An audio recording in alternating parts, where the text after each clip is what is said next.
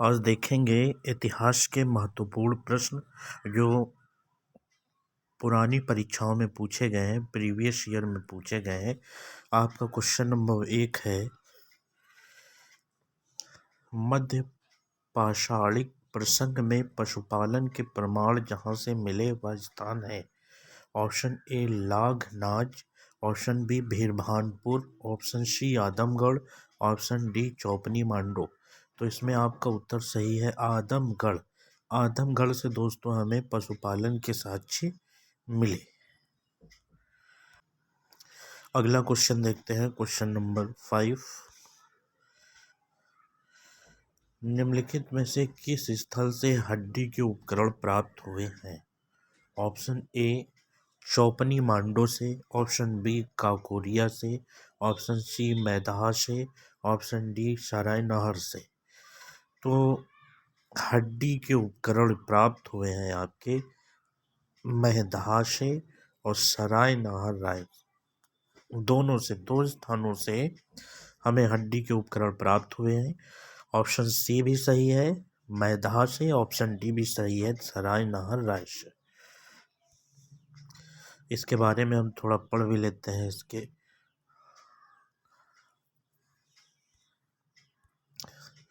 मध्यकालीन मैदाह, मैदाह ये स्थान उत्तर प्रदेश के प्रतापगढ़ जिले में स्थित है। मैदाह से हमें हड्डी के उपकरण प्राप्त हुए हैं और यह उत्तर प्रदेश के प्रतापगढ़ जिले में स्थित है। से बड़ी मात्रा में हड्डियों सींग निर्मित उपकरण प्राप्त हुए हैं। जी.आर. शर्मा मैदाह में 3 क्षेत्रों का उल्लेख करते हैं, जो झूल झील क्षेत्र, बूचड़खाना संकुल क्षेत्र और कब्रिस्तान निवास क्षेत्र में बटा था। बूचड़खाना संकुल क्षेत्र में हड्डियों सींग निर्मित उपकरण मिले हैं एवं आभूषण बड़े पैमाने पर पाए गए। सराय नहर राय से भी अल्प मात्रा में हड्डी के उपकरण मिले हैं। इसका मतलब हमें दोनों ऑप्शन इसमें दे रखा था, मैदाह और सराय नहर राय, तो हमारे दोनों ऑप्शन सही होंगे, परंतु किसी एक को चुनना हो तो हम मैदाह को चुनते हैं। अगला देखते हैं दोस्तों क्वेश्चन। अगला क्वेश्चन देखते हैं, एक ही कब्र से 3 मानव कंकाल मिल निकले हैं। मतलब वह क्षेत्र जहाँ से एक ही कब्र में 3 मानव कंकाल निकले हैं।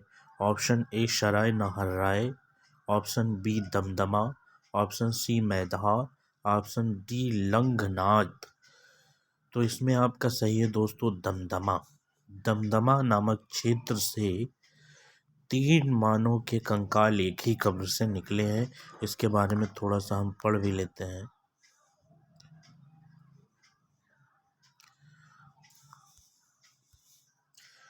मध्य गंगा घाटी के प्रतापगढ़ जिले में स्थित सराय नाहर राय, मैदाह और तथा दमदमा का उत्खनन हुआ है। यह तीनों स्थान प्रतापगढ़ जिले में स्थित हैं। सराय नाहर राय और मैदाह यहाँ से हड्डी व सींग के उपकरण मिले थे और दमदमा भी यहीं पर स्थित है। दमदमा से हमें जो है ऐसी कब्र मिली है जिसमें 3 कंकाल पाए गए। दमदमा में लगातार 5 वर्षों तक किए गए उत्खनन के फलस्वरूप पश्चिमी तथा मध्यवर्ती क्षेत्रों से कुल मिलाकर 41 मानव शवाधान ज्ञात हुए हैं। इन शवाधानों में 5 शवाधान युग्म शवाधान, मतलब 5 ऐसी कब्रें मिली हैं जिसमें जोड़े में कंकाल मिले हैं और एक शवधान में 3 मानव कंकाल एक साथ दफनाए हुए मिले हैं। शेष में एक एक कंकाल मिला है। इसका मतलब है कि दमदमा में ऐसी कब्रें मिली हैं जिसमें युग्म, मतलब एक स्त्री और पुरुष के कंकाल मिले हैं और एक ऐसी कब्र मिली है जिसमें 3 मानव के कंकाल मिले हैं।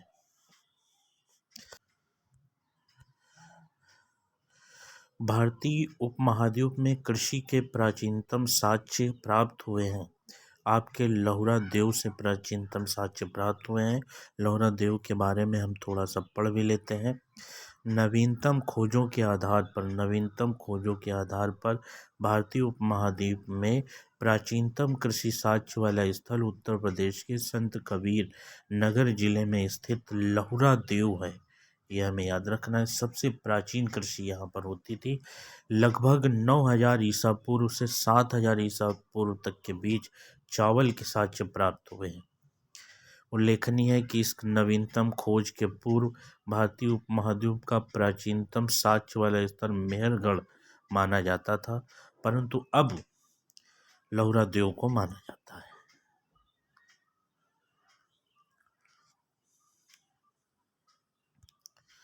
और आगे देख लें, प्राचीनतम चावल के साक्ष्य वाला स्थल कोल्डीवा माना जाता था। उपयुक्त संदर्भों में ये विकल्प लौरा देव है, तो उपयुक्त विकल्प वही होगा, परंतु लौरा देव के विकल्पों में ना होने की स्थिति में इसका, यदि लौरा देव, क्योंकि लौरा देव ये 9,000 ईसा पूर्व का समय है, मेहरगढ़ 7,000 ईसा पूर्व का समय है, और आपका ये कोल्डीवा 6500 ईसा पूर्व का समय है, तो लौरा देव।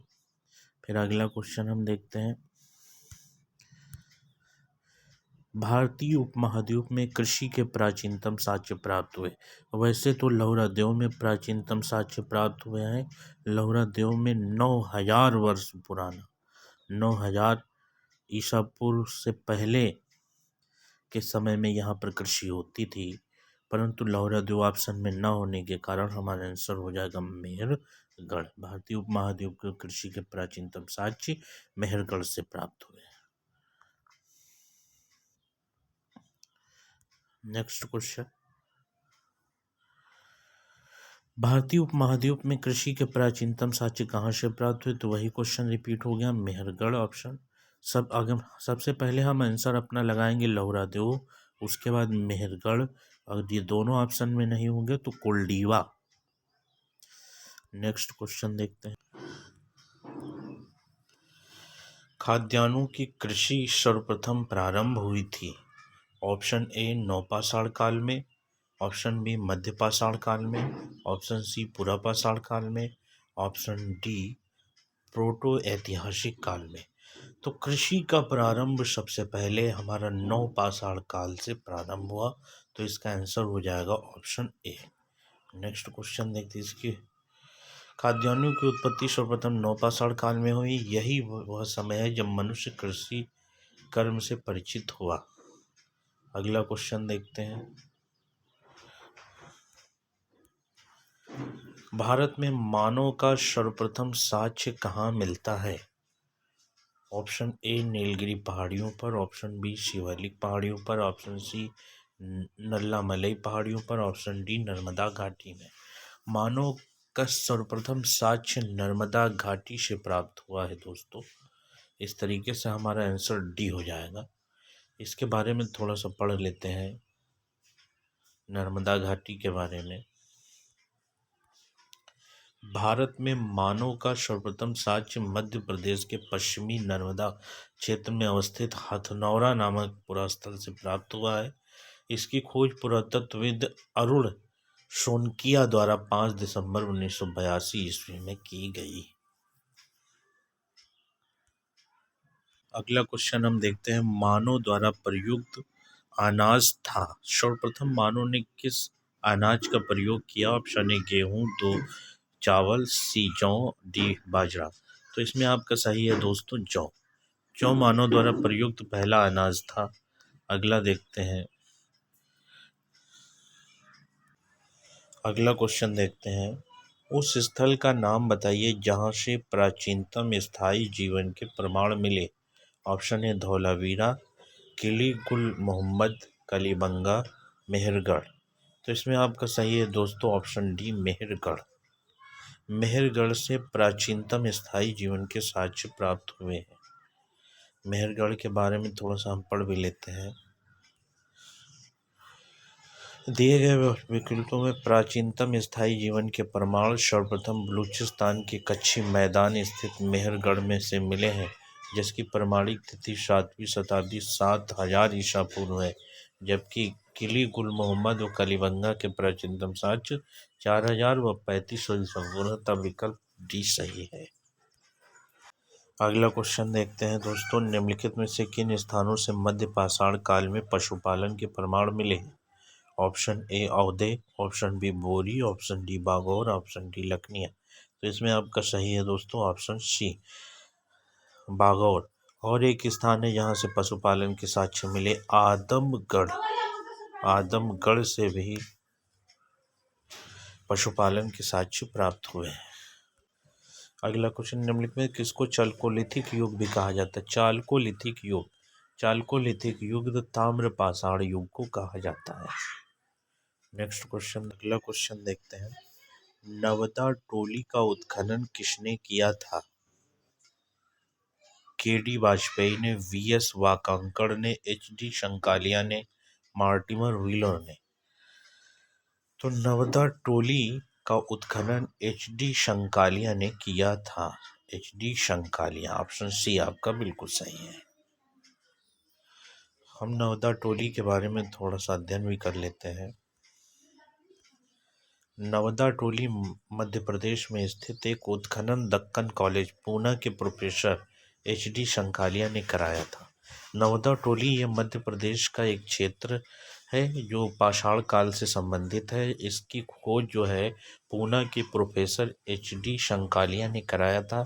यह स्थल इस महाद्वीप का सबसे विस्तृत उत्खनित ताम्र पाषाण ग्राम स्थल है, जिसकी तिथि 1600 से 1300 ईसा पूर्व के मध्य मानी जाती है। यह नवदा टोली मध्य प्रदेश में स्थित है और चालकोलिथिक युग का स्थल है। नेक्स्ट क्वेश्चन देखते हैं, पीसीएस मेंस 2005 में पूछा गया बृहत पाषाण स्मारकों की पहचान की गई है। जो बड़े पाषाण क्षेत्र हैं उनकी पहचान किस रूप में की गई है? ऑप्शन ए सन्यासी गुफाओं के रूप में, ऑप्शन बी मृतकों को दफन स्थान के रूप में, मंदिर के रूप में, उपयुक्त में से कोई नहीं। तो इसमें आपका ऑप्शन सही होगा ऑप्शन बी मृतकों को दफनाने के स्थान के रूप में, अर्थात कब्रों, जो पत्थर की कब्रें होती थी उनको बृहत पाषाण स्मारक कहा गया है। अगला क्वेश्चन देखते हैं, इसमें दो ही ऑप्शन है। रॉक का टीला निम्नलिखित में से किस नौपाषाणिक स्थल से संबंधित है? संगन कल्लू से संबंधित है। राख का टीला संगन कल्लू से संबंधित है।